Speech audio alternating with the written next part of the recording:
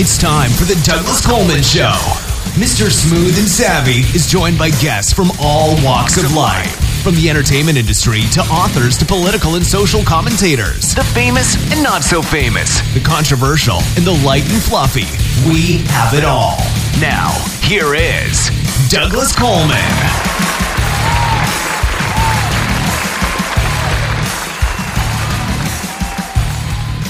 Howdy-howdy-o, hey there, hi there, ho there. Welcome to the Douglas Coleman Show. It's me, Douglas Coleman. How are you? Always nice to have you with us. Thank you for joining us. We've got Eric Schumacher here today. Eric is an actor, director, producer. He's done all kinds of work, which you can check out in the show notes. Most notably, he played Wyatt Earp in Fox's TV Legends and Lies, The Real West, and also played Doc Holliday in the feature film Tombstone Rashomon. So please check those out. It's a good interview. We get into some interesting conversations about the Old West and about the gunfight at the OK Corral, if you're into that sort of history. I know I am. Before we get to Eric, we've got some music to play. 2 tracks that we've played before, but we're going to play them again because they're really good tracks. And before we get to those, I just got a quick announcement. We are looking for sponsors. If you have a 1-minute audio ad or a 30-second audio ad and you'd like us to play it on the show, please contact us at radio@douglascolemanmusic.com. That's radio@douglascolemanmusic.com. Our rates start at $40 a month, which is very reasonable, and your ad will play many times over the month, as well as archive on our many platforms online. So the potential for people to hear your ad is quite good. Also, if you'd like to have a continuous ad, please check out our Patreon page, as we have sponsorship packages available there. Patreon.com/Douglas Coleman Show. All right, on with the show, on with the music. We've got 2 tracks to play. First one up is Butterfly by Haley Loren, and then Fixed Illusions by Kyoto Candy. I never felt so old, so ready to fold it all down, so at home on the cold hard ground.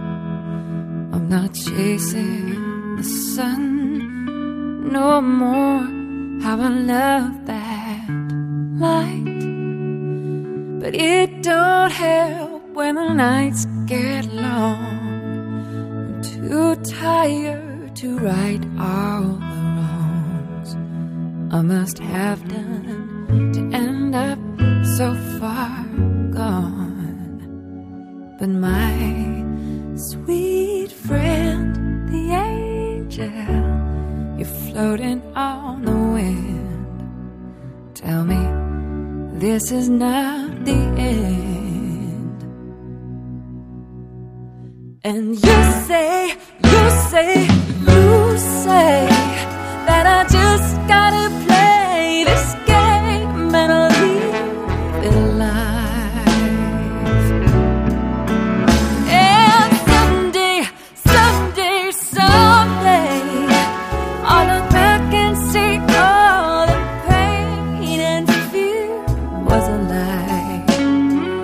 You gotta die a while to come back a butterfly. Butterfly.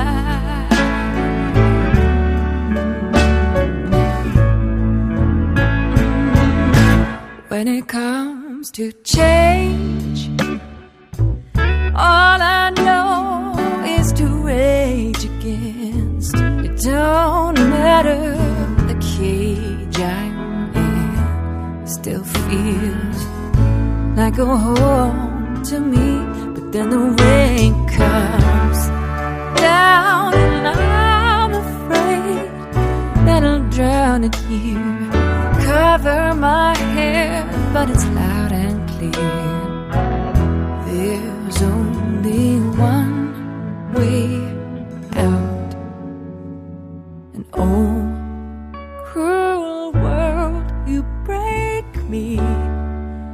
out of all my shells. I guess you know me well. And you say that I just gotta play this game and I'll live it life. And someday, I'll look back and see all the pain and fear was a lie. You gotta die a while to come back a butterfly.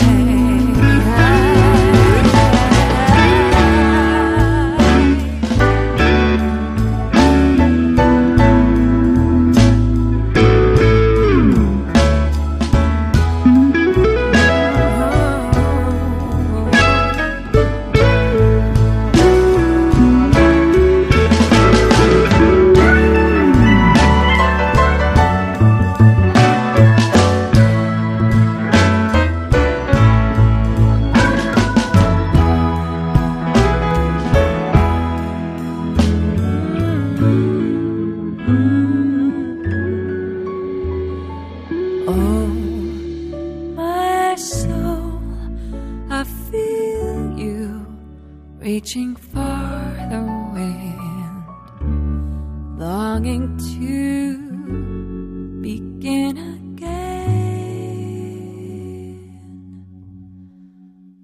Butterfly.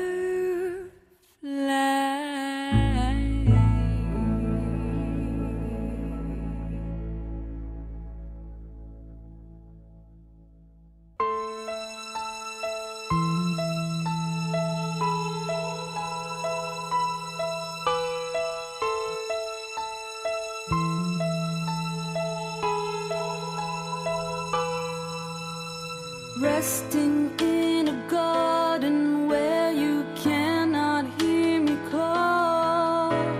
Maybe it's the silence that contents you most of all.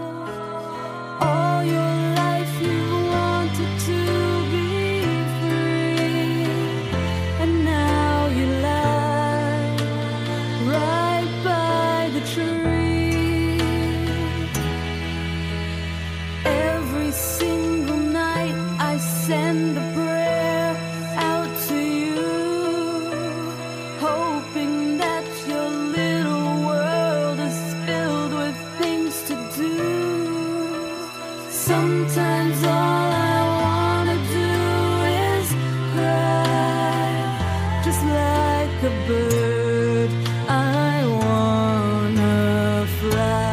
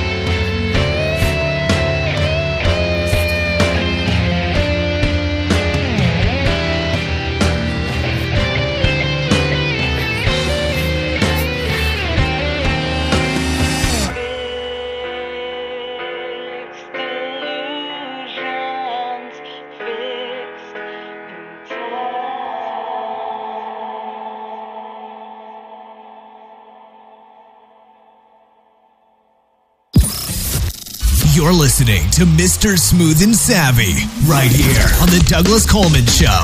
We'll be right back after these commercial messages. Tired of living in a culture of lies, fake news, and alternative facts? The Pro-Truth Pledge reverses the tide of lies by calling on politicians, and everyone else, to commit to truth-oriented behaviors.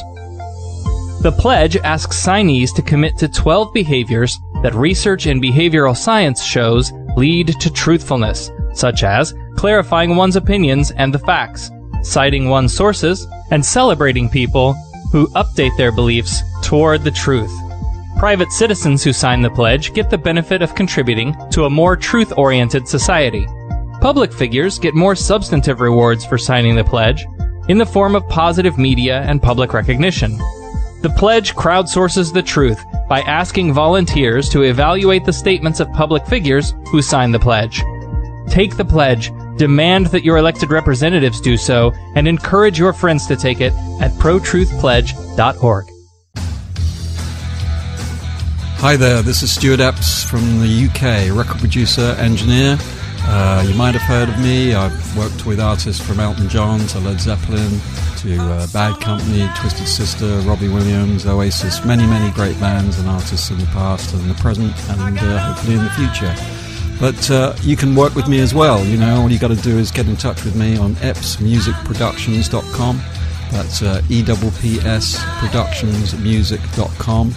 And I can help you with your productions and with your recordings. A lot of people do home recordings now, which you can only take so far.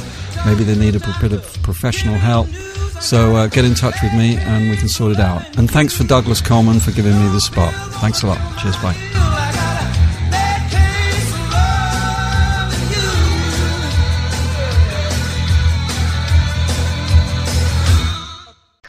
Hey, Rocky, watch me pull a rabbit out of my hat. Again? Nothing up my sleeve. Presto! Ooh, don't know my own strength. Now here's something we hope you'll really like. Okay, please welcome to the Douglas Coleman Show, Eric Schumacher. Hi, Eric. How are you? Hello, I'm great. Glad to be here. Thank you so much for having me. Well, thank you for coming on. I know we've been trying to hook up for, several times. I think your schedule was a little bit crazy. But I'm glad you're finally here. You are an actor, director, producer. Looking over your bio here. Says that you came from an acting family. Your mother and father were both actors. Is that correct? Yeah. They raised me sort of as an actor. They gave me. They just were always going around the house doing different characters, and my dad in particular shared with me his love of Shakespeare, and we used to recite Hamlet in the park in L.A. a lot, and I just fell madly in love with it and made them teach me. So they're theater actors? Yeah, originally. They both started out, actually, they met on the San Francisco stage where they were leading actors in a theater company that's now defunct, and fell in love there. And then eventually moved to the LA area and back to the San Francisco area, and back and forth. So eventually, particularly my dad pursued a film career for a while as well. Okay, are they still working or retired or? They're mostly retired. Occasionally they do a little something, but they occasionally teach as well. But for all intents and purposes, they're retired. And that being said, they're also still my secret weapon. My mom, for example, is a brilliant teacher for a speech teacher, so she can help you gain an accent, lose an accent, fix a verbal problem. So I do a lot of deep character roles, and like when I played Doc Holliday recently, I needed an 1880s Atlanta, Georgia accent that had to be perfect, and just went to her and she drilled me until I got it right. I saw that you did Doc Holliday. You also did Wyatt Earp. Yeah. The only one I've seen was the Tombstone one with Val Kilmer as Doc Holliday, and Kurt Russell, I think, played Wyatt Earp. Yeah. How do you think Val did with his accent? Oh, but Val Kilmer is a terrific actor. I think he did fine. He also did a very different characterization than I did, which is totally valid. I mean, there have been lots of different doc holidays have all had a very different approach. I think, my particular approach, though, I tried not to be influenced at all by anyone else, and tried to just find what I felt myself was accurate. So I think it was terrific, and I hope I was too. He did a real kind of tongue-in-cheek character, didn't he? Maybe a little bit more, yeah. But which is, again, a fine interpretation. I mean, if you think about it, I sort of feel like Doc Holliday was a bit of a showman anyway. So he was, both, he was on a lot of the time, but then he had, then he was off a lot of the time too, but I think he was always trying to put up a front.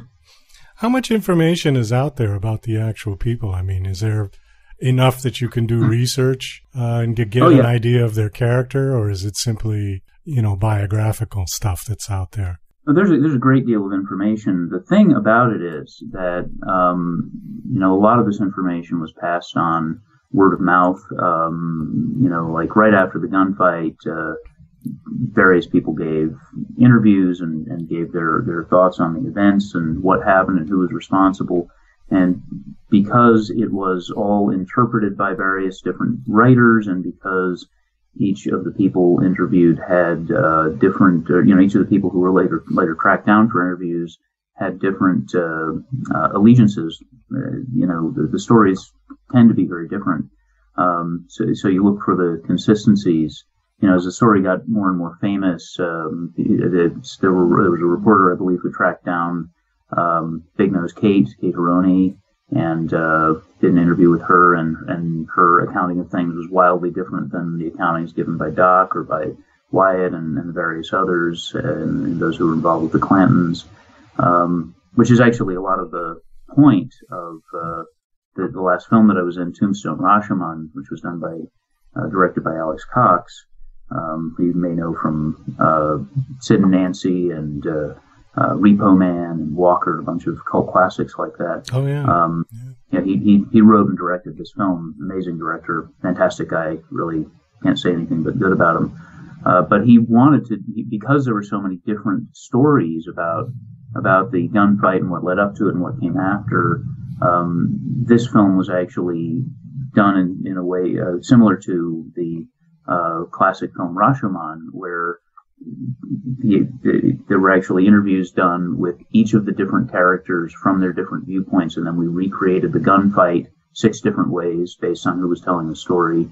So at the end of the day, while there's a lot of data about the people and about the history, you really have to dig deep to form, and you just have to form opinions about what really happened and who these people might really have been, which gives you a lot of leeway as a performer in terms of how you can, what direction you can take with these characters, and also as a, for writers writing in this area, you could take any one of many different viewpoints.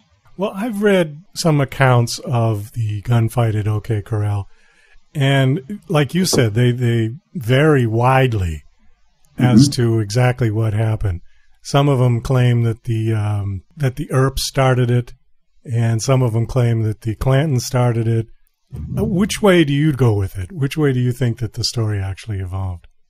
Well, I'm slightly biased because I've played 2 of the characters on the Earp side of things, and I had to really get, and my method is that I get very deep into a character and I try to find compassion with them. I tend to veer towards, that it was that the Earps were a little bit more in the right. But that being said, looking at all of the different discussions out there, I think there were other factors. In fact, Alex pointed out when we were in the process of running through the script that everybody that day had been up late drinking. There was a lot of, it's quite possible also that everyone's perceptions were a little bit muddied, that their tensions were very high. So it could also be said that while and everybody had their different agendas too. So I think really it was sort of, at the end, it may have been a little bit of everybody, but I would tend to veer towards the belief that basically, while there's a lot of gray areas, that the Earps were basically enforcing the law, that the Clantons may very well have been involved with, the cowboys, which were the group of alleged rustlers who had been stealing horses and robbing stagecoaches and so on. But no, I don't think anybody was, a lot of the movie versions have shown the Earps and Doc to be absolutely on the side of right, and I don't think anybody was quite exactly on the side of right, if that makes any sense. No, it makes a lot of sense. And the other interesting thing about that is when people hear the term cowboy, I don't think people realize that in that situation that the cowboys were really like the mafia. They were the organized crime, where people have this sort of fantasy of cowboys being, ranchers with guns. And, there's this whole mystique about what it was to be a cowboy in the Old West. But it painted a very different picture in that film, or in that story, where, they were actually the bad guys. Well, and I think it should be clarified that the Cowboys was the name of a group of alleged criminals, and then there's the colloquial term cowboys, which was also used for really the people who, for lack of better words, depending upon which side of history you're on, settled or invaded the West. If you're on the Native American side, they pretty much invaded the West, and if you're on the other side, they settled it. But it's also a very valid term to say that generally speaking, those who wrangled cattle and so on are definitely were considered cowboys. There's actually some really great dialogue in one of my monologues in Tombstone Rashomon where Doc Holliday addresses just that previously there were this group called, there were the cowboys who were these real solid men who went out there and settled the West, and now there's this group of, as he would have put it, horrible outlaws who were, doing awful things and calling themselves cowboys and weren't worthy of the name, which is a sort of a summary of what that really awesome monologue that I got to say was about. Well, it's just interesting to me because I grew up with a lot of those movies. John Wayne comes to mind immediately, where, he would play a cowboy, but he was always the hero. He was always the good guy. And I think even you go back to, who was Wyatt Earp's friend, the silent film, Tom Mix.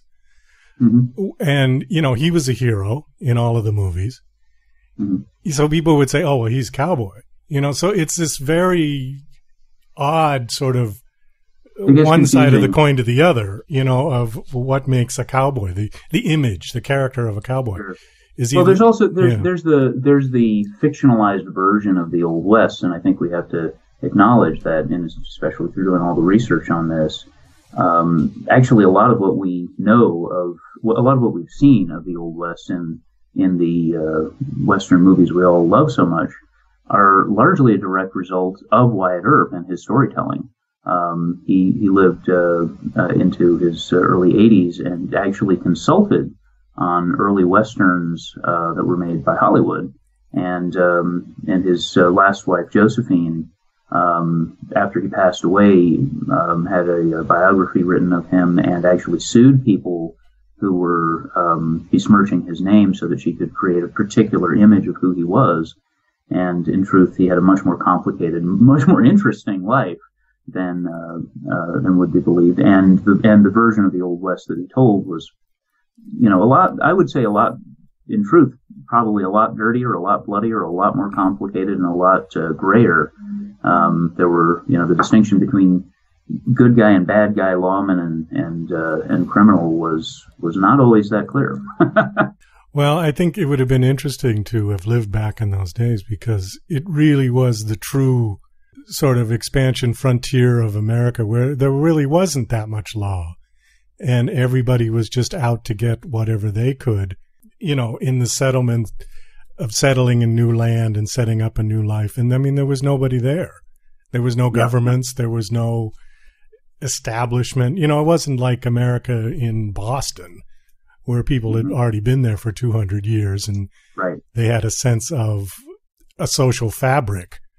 There was nothing in the West. It was just, you know, the Wild West, as it were. And I think it would have been real interesting to see, I suppose, what came of it is now, even if you look at, you know, like Las Vegas, or you're from Arizona, right?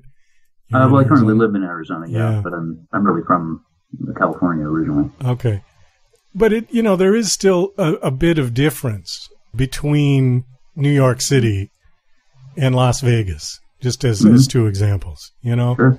Yeah. And, you know, perhaps that's just the leftovers of that time where, you know, things were really the frontier and it was just you against the land. And so people didn't have that in New York.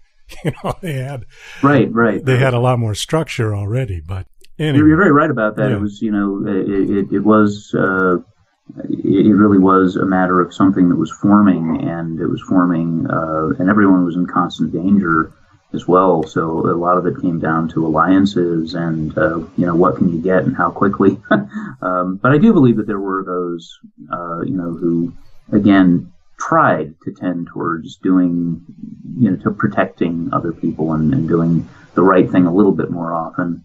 I'd certainly like to think that Wyatt and the other Earps tended to be a little bit more in that direction than not.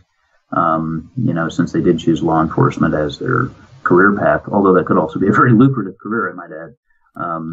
But you know, and we still see, I should add today, like in Arizona, there are on the outskirts of Arizona, there are ranchers who, of course, you know, are very modern folk with modern stuff, but they, you know, are kind of on the edge between the modern day criminals out there and the modern day still largely very wild West, and you know, the civilization we know. So there's some very hardy folks out there who are kind of still in that in between. Oh, I agree. And I'm originally from Boston, but I live in Las Vegas now. And if you drive, I'm sure you've been to Las Vegas, but you drive out of Las Vegas and there's just nothing. You're just in the desert. And if you take the drive from Las Vegas to Reno, you know, it's about 500 miles and there's absolutely nothing out there. It's always been the joke about, oh, this is the serial killer highway. Oh, God. You know, because it just has that feeling that the people that are going to be out here are going to be really the sort of, I'm not saying everybody who lives out there is a serial killer. That's not what I mean. Of course. But you know what I mean. The kind that are just, they don't want to be bothered by anybody. They live kind of on the edge. Sure, yeah. They're anti-establishment, anti-government, anti-whatever, anti-social. You know, you have that more. Mm-hmm. It still has that sort of feeling that, well, it's possible there. I mean, yeah. You know, having lived, having fundamentally been raised in big cities, I'm still really, I admit I play the opposite often, but I'm a city boy, and you know, it's when you live in you know, something like San Francisco or Los Angeles or something, you don't have as many options for that. You know, it's solitude is not something you get easily in a large, highly compacted, overpopulated city. Well, that's very true.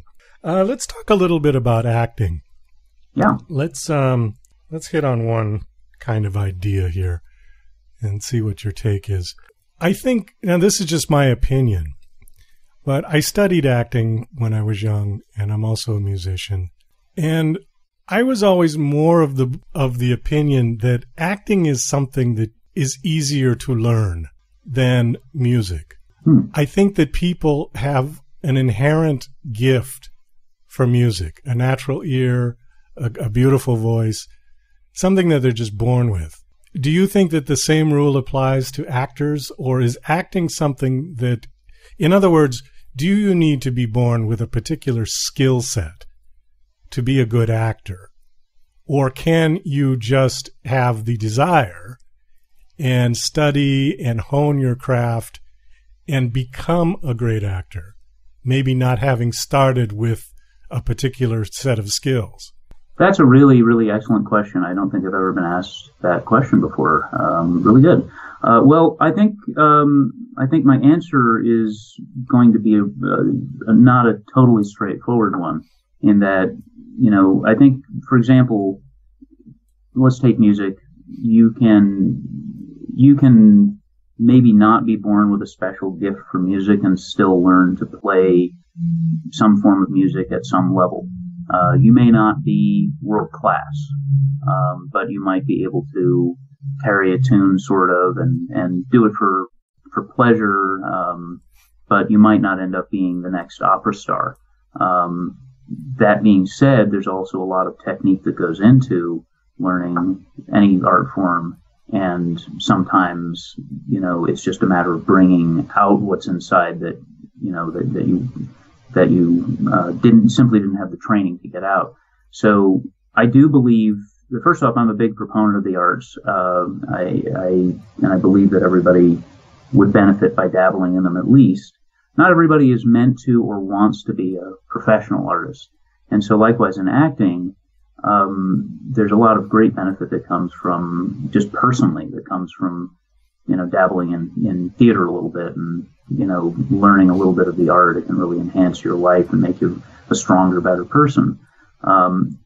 There are some folks I've met who, and I've, there've been times, since I also direct, I've had opportunities to direct people who are both seasoned pros, and complete amateurs and everything in between. And I've also worked with all of those, having done a variety of films at various different budget levels, including, very micro-budget startups.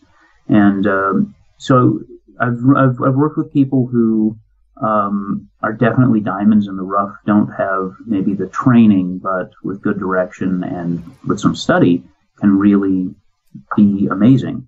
I've also worked with those who, it seems, just really don't have that aptitude, and just whatever it is, there's just not the quite the understanding, the ability to understand and bring out certain concepts of performance that would take someone very far in the industry. So I'd say there's a certain degree of being born with something, but we are social creatures. We all interact, we all talk, and really, if you think about it, we all act to some degree in our lives. And so I do believe that everyone can learn and grow and get better. It just comes down to the other side of it. Also, in terms of acting, is like there's different kinds of actors, and some folks are really I don't know how else to put it, but sort of made to be personality actors, I guess you could say, where really they really play something close to themselves, and they play it very, very well, but may not just have the range to go into to be a completely different person. And that's fine. I mean, some of our biggest stars today are folks who are just, they really pretty much play the same person over and over again, do it super well. Everybody loves them, but again, there's just something, maybe it's personal preference, maybe it's just something where that switch doesn't quite flip, where it's just difficult for them to get into a place where they disappear. Personally, I'm the kind of actor that disappears. I can play, the more, the sort of standard leading man type character, and enjoy that, but my real bliss is disappearing and becoming someone as different from me as possible. And fortunately, that's something that, it's a struggle for me to do, but it's a kind of struggle where I can almost always get there, and not everyone can.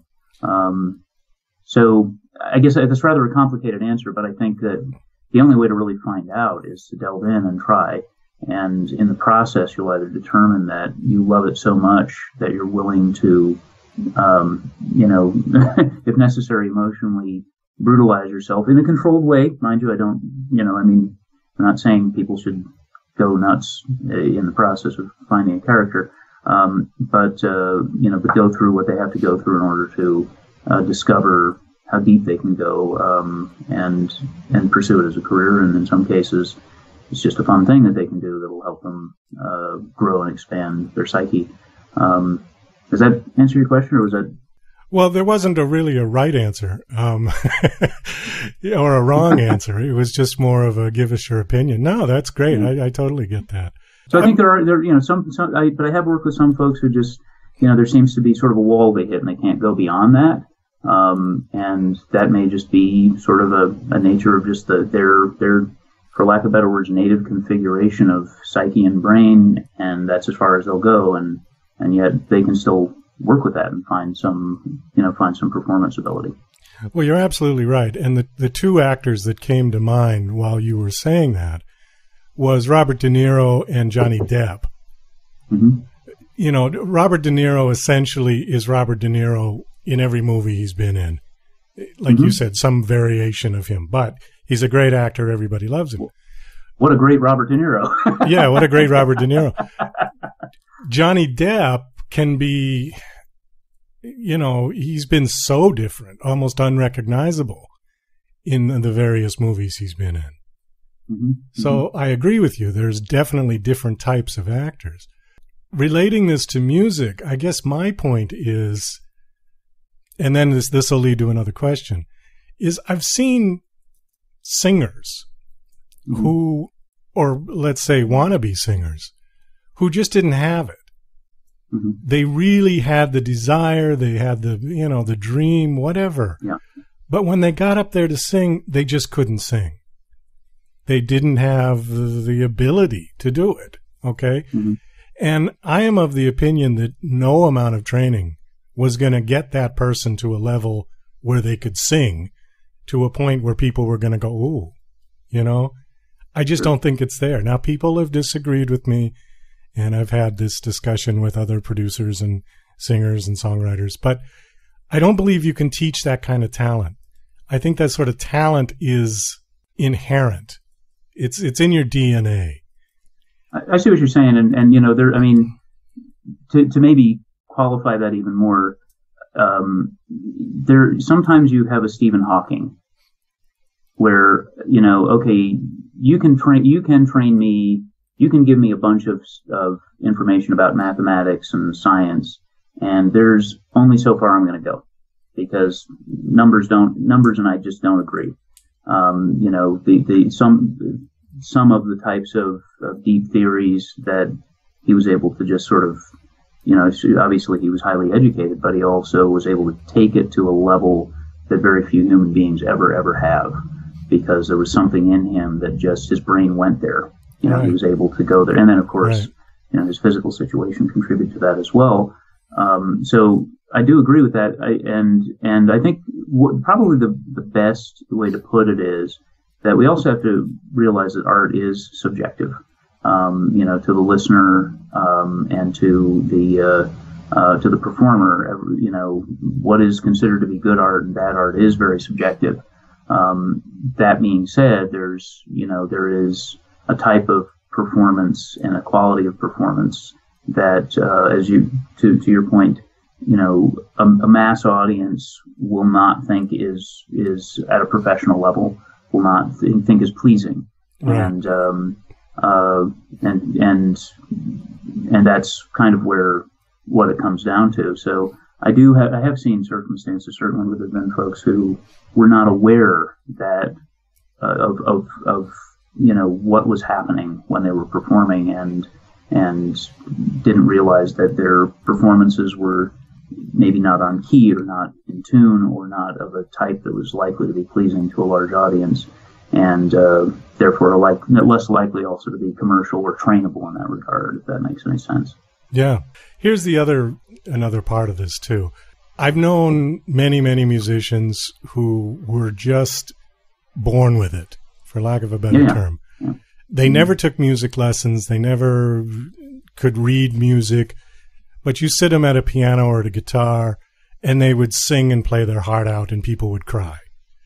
Okay? Mm-hmm. People like that I've known, not all of them, but a lot of them, enough that I can say, most of them.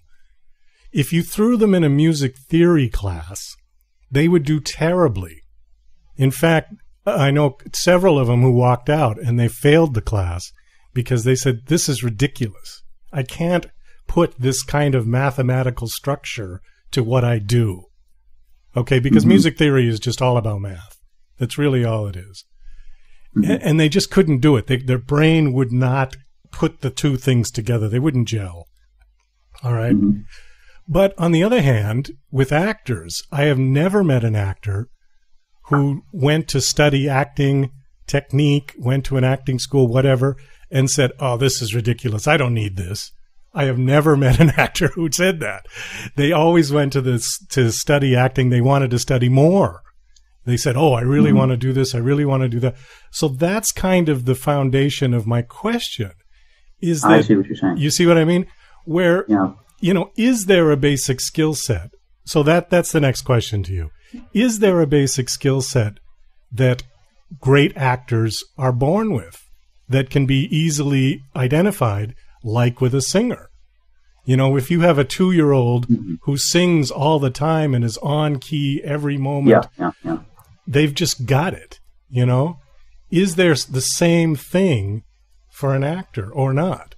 Yeah, I guess you could say that, yes, there are certain things. I will say that, you know, I have folks who've come to me and said, hey, check out my kid who's wants to be an actor, and shown me a video, or maybe I've met the child or something. And mind you, I don't go around promoting myself as an acting teacher or anything, but you know, but because I'm an actor, people will say, hey, check out this, or here's my reel, or you know, and occasionally I've like guest spoken classes or done lectures and so on. And yeah, there are times where you can definitely go, wow, this person is just naturally fearless, naturally open, naturally expresses their emotions with a lot less hesitation than others, can seem to naturally articulate well without seeming wooden. I mean, a lot of those different pieces that you can see, they're already far along, or they're already, you can tell they'd be highly trainable. So yes, I think there are, you know, you can quantify some of those things, which is exactly, in fact, what I think like talent agencies that specialize in new talent or young children have to be good at doing, is go, wow, okay, I see something that we can work with here. And the thing that is harder to quantify, though, is when someone isn't necessarily born with those things outwardly that you can see, but could be trained into more. Sometimes there's a matter of just some breakthrough, some shift that happens in someone, and suddenly it all falls into place. You know, but yeah, definitely true that there are certain things that where you can tell, yeah, you've got something. You've definitely got something. Okay, well, that's a good point. Yeah. One thing I should add as well, to another thing you were talking about regarding training. There's occasionally controversy about whether or not actors should get training, which to me is confusing. I don't know why there would be controversy about that, but I've heard people say, and actually participated in a panel discussion once a while ago where that controversy came up, and you can tell which side of it I was on. You know, saying that, well, you know, if you train as an actor, it may limit your ability to create or something. And my response to that is, only if you have lousy trainers, lousy teachers. Oh, bravo! I really never met anyone who had the, for lack of better words, the gift, as you would put it, or who had the interest and could not find, you know, greater levels of that through good training. And I would add that, you know, not everybody's alike, right? I mean, you know, not everybody. There are certain things where you might be gifted in one area and lack in another, and that might be the place where you can use some additional training. And so it is in music. I would posit that, you know, someone who's a naturally gifted, great musician who just has it, as you said, maybe going back and learning music theory wouldn't help them, but, you know, in a way, jamming with other more seasoned musicians and sharing methodologies of playing the guitar or singing or something like that is a form of training. And so we should all still continuously be learning from each other and exploring. And maybe someone who's naturally a great singer, but won't benefit from learning music theory, could benefit from some voice coaching to expand their range. Oh, well, that's a very good point. And I agree with you that with musicians, sometimes you can get very stale if you're just sitting at home playing by yourself. And even with, great bands like the Beatles, I think that at a certain point, they just got kind of tired of playing with each other. And it was time to move on and break up and go play with other people to keep the creativeness going, because they were just getting stale and bored. And I think that probably could happen with actors who played the same role over and over and over and over, and they just want to do something different. I always wondered about theater actors, do they get tired of that? Doing the same show like 5, 6, 7 nights a week, the exact same way all the time. How do you keep that fresh? Well, and I was raised in the theater and then moved to primarily film and multimedia. So I think I'm qualified to answer that question. In all the time that I worked in the theater, there were certainly times where I'd worked on a show for a long time, and I was just, there was a point where it was like, okay, I'm done with this. I mean, I know I've got to finish the run, and I will definitely give my best for the audience, but I found everything I can find here. But there's a point, though, where, like, in the theater, every performance can be a little bit different. It's not, there's an interesting thing I find, and I also find this to a smaller degree in film, because we have a lot less time to perform. Obviously, this is your performance this day, you've got this scene, we're done with that, we're moving on. But for me, I find that the more takes I'm allowed to get, the more time I have to work my character and rehearse in advance. I have a similar experience to what I did on stage, which is that over a period of time, I will discover new levels of that character, new options as to how something could be delivered, new insights into the character. And on stage, that often happens in real time right in front of an audience, where that night I might have an epiphany about something related to the psyche of the character, and my delivery will therefore be a little bit different, in the way that my fellow performers respond to it will be a little bit different, because it is a relationship. You're not just going out there. I mean, and if you're really doing this the right way, I believe you're not just going out there and as an automaton repeating the same lines the same way every night, and just saying stuff. It has to come from somewhere. It has to come from inside, and those emotions have to be real, so that your fellow performers have something real to work off of. And so that continuous process of finding those new levels and those new insights and in playing the character allows each performance to be almost, in some ways, like a Tibetan sand painting, where it's an experience that will never be repeated again exactly the same way, and unfolds in front of an audience and then disappears, and it'll be different the next night a little bit. Well, I think also the fact that you get different audiences every night would probably make a difference too, because you could get a really responsive audience where you feel like everybody is just right there in the palm of your hand. And then some nights you get an audience that, they're too busy playing on their iPhone and sort of not really paying attention to what's going on the stage. That, and I know for comedians, that's particularly an issue. Oh, yeah. It is. And for live theater performers, it is as well. And, I sometimes in live theater you get hecklers as well, or people with various health or emotional issues, and that can change things. Yeah. And I've had nights where on stage where I've played in front of an audience that just, as far as you could tell, they wanted to be elsewhere, and you have no idea why, because everything felt good, and the audience the night before was elated to be there, and there was electricity in the air. Sometimes you can't tell, though, too. I mean, I've especially with like really deep dramatic plays, there have been times where I've we've gone backstage and at an intermission and like, you know, wow, they just aren't with us. And then I always made an effort, especially when I was a lead on stage, to go out and meet as much of the audience as I could. And you'd have, sometimes during those nights, you'd have people crying in tears about how wonderful the performance was, you know. And it was just that they were so immersed in it that they didn't really, you know, they forgot to emote back, which happens. But then there have definitely been times where I've been on stage and, you know, it clearly just was a disaster from beginning to end. It happens.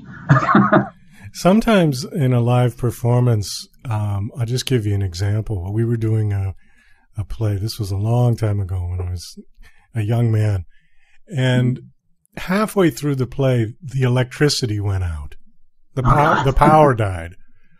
And it took a couple of seconds, and then the emergency lights in the theater came on. But it wasn't enough to light the stage. It was just enough to like light the aisles and the emergency exits and stuff. So that had never happened. We had no contingency plan for that. Nobody ever said, well, in case the power goes out during the performance.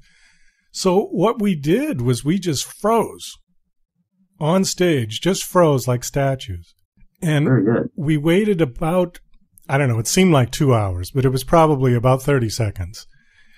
And then all of a sudden, magically, the lights came back on, and we just picked up right where we left off. And it was interesting because we were so like, we were so screwed up by that all of that weird nervous energy, we really felt like we did a great performance at the end because that just sort of injected us with this adrenaline. Interesting. And, you know, so, I mean, sometimes that happens too, where stuff breaks down or there's a prop that's supposed to be there that's not there or, you know, anything like that. And sometimes that can actually fuel a kind of different type of performance. Well, I've got a story about that, actually. I was in a play many, many years ago, earlier in my career at a very small theater, and it was, the subject was roses, and I played Timmy, who was the young man who had just returned from World War II and had a really screwed up family life with his parents. And that was later, that was also, you know, I think it was the 1960s. It was turned into a very good feature film. So anyway, and obviously this was much later. I wasn't performing in the 1960s. I'm much younger than that. Anyway, we were giving this performance. It was a Sunday matinee, if I recall, and there was a woman in the audience who was having some kind of a mental health issue, I believe. She was, you know, would tend to vocalize things. And there's a scene where Timmy is arguing with his father, and and it's about what he saw in the concentration camps. And his father says basically, you know, tries to blame the war on the Jews, which angers Timmy. And the woman in the audience blurts out, "Yeah!"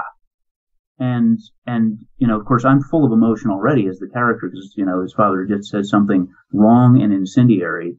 And then this woman yells this out, and for a split second, I just freeze. And it took every ounce of my power as an actor to not turn my head and look at her. So I was so angry. And then I realized, you know, it took me out of the moment for a second. And then I realized, okay, she just said something horrible. I'm really angry. Now I'm twice as angry. It was probably the best night that we'd given that particular scene ever because I was so furious. I was twice as furious. And of course, my fellow performer was wonderful in the way he responded to that anger. So in a way, while it could have ground the show to a halt if I had not stopped myself from losing it there, which was very close. I mean, you know, it turned into a really good moment. Right. So you took a bad situation where she could have broke your character, and you just sort of ate that as fuel to make your character even more strong. You know. Yeah, exactly. That's part of the beauty of live theater. While I don't really I don't do it very often anymore because I'm really focused on film and media. It happens. And to some degree, that's also true of film, though. I mean, you know, you have to be much more tightly controlled so that each shot is consistent. But there's also things happen sometimes, and sometimes they're brilliant moments that get captured on film as a result. Well, that's true. Although hopefully your crew is professional enough not to break your character while you're working. Typically so. Yes. I work with a lot of good people. Well, Eric, what are you working on now? Are you promoting something? Anything we want to plug? Sure. Yeah. Well, I've got actually a lot of things in the hopper right now. I have over the past few months, I've been focusing a bit more on the producing, directing side of things. So we have a feature film that is in the final stages of post-production called Revenge of Zoe. It's a kind of a fan/geek culture comedy set largely in a comic book store, a micro-budget, produced in a partnership between my company, Steadily Studios, and Jeffrey Knott, best known for the Meteorite Men television series on Discovery. His company, Desert Owl Productions, and Pondo Enterprises. Marty Catola and Cliff Campbell and we came together and created this wonderful little film with a bunch of cameos from sort of comic book and sci-fi industry people, which is going to have its world premiere soon, most likely in November. News of that upcoming. We just finished a short film called Bequest, directed by Richard Pines, who some people know from some soap opera work. We have there's a feature film that's in festivals right now called The Irish Goodbye, first-time director, really beautiful film about a young man who's going through an existential crisis, and I play his father. And of course, Tombstone Rashomon released fairly recently, and that can be found on Fandor.com. We're still in post-production on something that's taken us quite a long time. It's a science fiction web series called My Stolen Time Machine, which I directed. 26 episodes shot of that so far. And a whole bunch of stuff like that. Lots of other things that we're developing right now. And so a lot of my life has been, lately has been paperwork and phone calls with people all over the world and preparing for marketing for things and talking with distributors and so on. So lots of good stuff, but as a result of this, I've had to be very careful about what acting roles I take on because I have to keep a lot of focus on here. So I'm in negotiations on a few things, but I'm also being extremely picky. And when I'm not on a set for long enough as an actor, I start to kind of lose my mind a little bit. So that'll have to happen soon too. Oh, and also we're getting ready to release a short narco crime drama series called El Patron the Master, which I co-starred in as well. And where can people see that? Well, so far that is not released. We ran it through festivals in one format, and we're reformatting it to release. So that all of these things are not visible yet, except for Tombstone Rashomon. Most of them are either in recutting or in final stage of post-production or out into festivals now. So you might see notice of some of them in festivals, but they'll all be soon to release. And easiest thing to do is just keep track of my various social medias, and there will be plenty of attention to them when they release. All right, super. Eric, we got to wrap this up. Unfortunately, we are out of time, as they say. Thank you so much for coming on. It was a lot of fun talking with you. And pleasure. Thank you so much. Best of luck with all of your millions of projects that you're working on. Thank you very much. I really appreciated being here, and wonderful time, and would love to do it again. Well, that's about all the time we've got for the show today. I want to thank my special guest, Eric Schumacher. Also, thank you to Haley Loren and Kyoto Candy for their wonderful music. This is Douglas Coleman saying, I'll see you when I see you.